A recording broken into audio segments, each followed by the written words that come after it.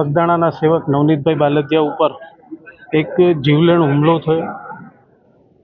એ ઘટના સમગ્ર ગુજરાત માટે ખૂબ આઘાતજનક અને આવી ઘટનાઓ થવી ન જોઈએ, કોઈ પણ સમાજ માટે હોય આવી ઘટનાઓ ના થવી જોઈએ એવી હું આપના માધ્યમથી લોકોને વિનંતી કરું।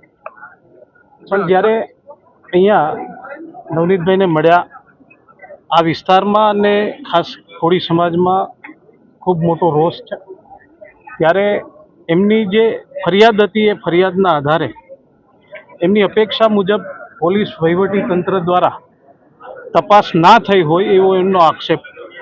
એના આધારે અમારા ધારાસભ્ય હીરાભાઈ સોલંકી અહીંયા આવી અને અમારા કેબિનેટ મંત્રી કુંવરજીભાઈએ સરકારમાં રજૂઆત કરીને પીઆઈને અહીંયાથી એમની પાસે તપાસ લઈ લેવામાં આવી અને બીજા અધિકારીને આ તપાસ સોંપવામાં આવી।